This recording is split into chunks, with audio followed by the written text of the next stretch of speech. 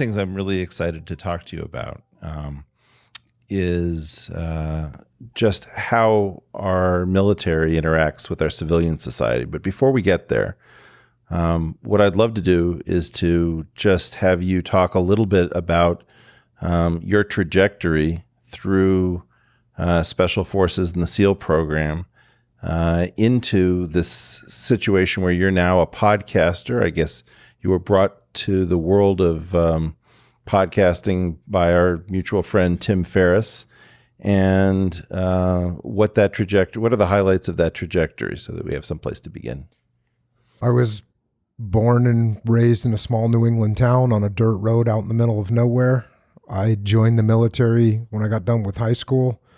I went through SEAL training.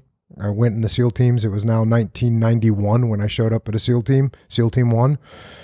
I was an enlisted guy, so then I spent several years there, and then I got picked up for a commissioning program, which meant I was going to become an officer, move into a leadership position, and I did that, and then I went to the East Coast, went to SEAL Team 2. From there, I had to go to college. I went to college at the University of San Diego and majored in English, and went back to a SEAL team. I did 2 deployments to Iraq, once as a platoon commander and once as a task unit commander. Got done with that. I ran training for the West Coast SEAL teams. And the training that I ran was the tactical training, not the training where you see the guys on TV carrying boats on their head and carrying logs around. That's the basic SEAL training. And I ran the advanced kind of tactical training where SEALs learn to shoot, move, and communicate, and where they learn their tactics and where they learn combat leadership. And that's where I spent my last 3 years. And then once I got done with that, I retired from the Navy. And when I got out, I started working with companies, teaching leadership, and that expanded. Eventually started working with a friend of mine I was in the SEAL teams with, Leif Babin.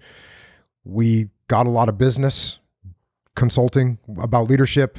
Eventually, a lot of those businesses asked us to write down the concepts that we had, or to be able to give them something, a handout of some kind. So we wrote down the concepts, and that eventually became the book Extreme Ownership. The book Extreme Ownership came out in 2015. And in 2015, I was on Tim Ferriss's podcast through a mutual friend, through 2 mutual friends, Kirk Parsley and Peter Attia, and was on Tim Ferriss's podcast. When I got done recording with Tim Ferriss, he pressed stop on the recorder and he looked at me and said, "You should do your own podcast." And I noted that. And then a couple weeks later, or a couple months later, I was on Joe Rogan's podcast. And in the middle of the podcast, he told me that I should have my own podcast. So I started my own podcast, because when Tim Ferriss and Joe Rogan tell you to start a podcast, you should start a podcast.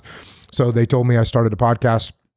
I've recorded 180 something podcasts since then. I've written a bunch of other books, a book called Discipline Equals Freedom Field Manual, a book called The Dichotomy of Leadership. I've written 3 kids books in a series called The Way of the Warrior Kid series.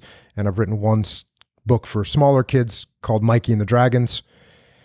And we've continued on with the business at Echelon Front, working with companies all over the world, teaching leadership. I think that's where I'm at right now. Well, it's quite a story.